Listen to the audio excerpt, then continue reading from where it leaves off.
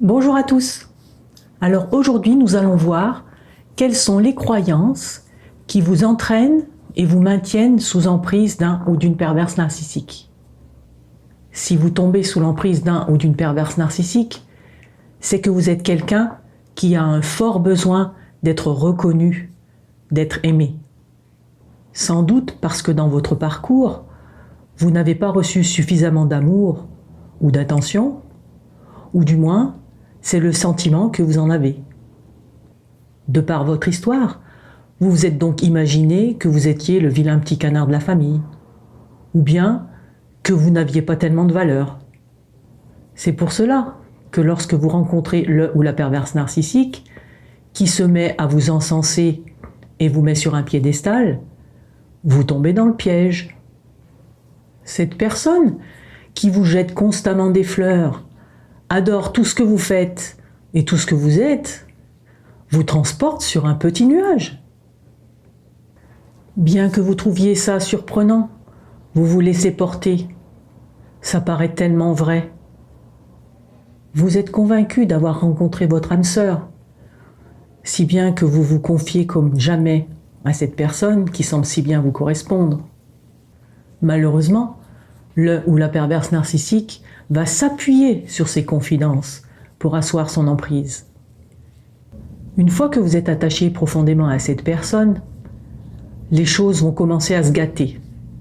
Ne pouvant imaginer que les premières semaines, les premiers mois de la relation que vous avez vécue n'étaient pas authentiques, vous vous interrogez sur ce que vous avez pu faire pour que la situation se dégrade.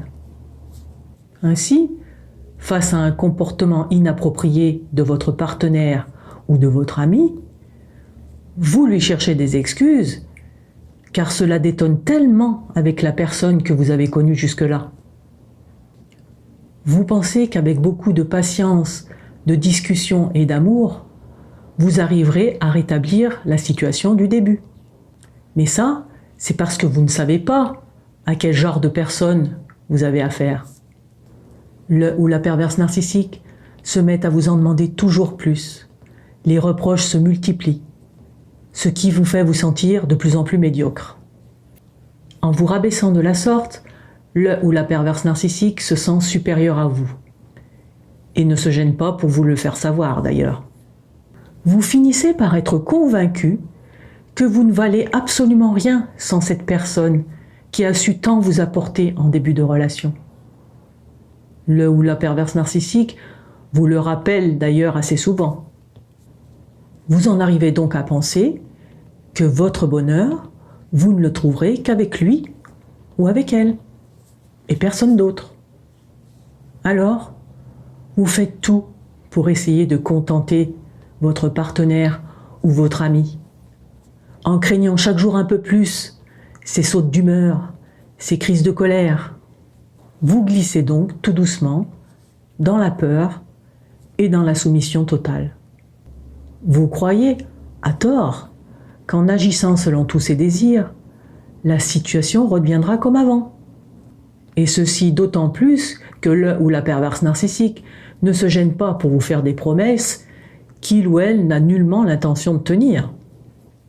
Il faut impérativement retracer cette histoire en se référant uniquement aux faits et non pas à ce que vous avez ressenti.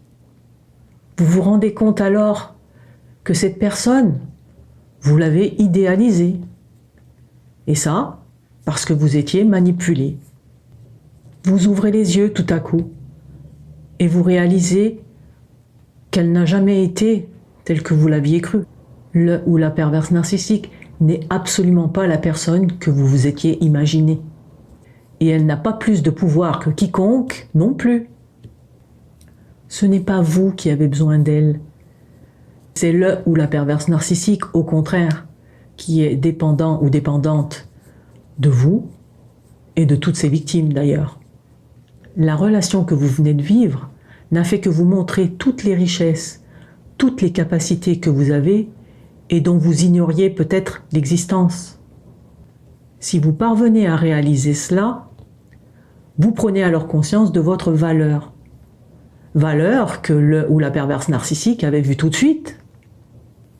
cette valeur qu'il ou elle vous a tant enviée et qu'il ou elle a voulu détruire. Si vous êtes sorti de cette épreuve, que ce soit vous qui soyez parti ou pas, c'est que vous avez été le ou la plus forte. Soyez-en convaincus. Rappelez-vous que vous aviez une vie avant cette rencontre. Vous pouvez donc en avoir une après. Simplement, désormais, vous êtes plus conscient ou consciente de la complexité de la nature humaine. Je vous souhaite donc tout le meilleur pour la suite de votre chemin et vous dis à bientôt.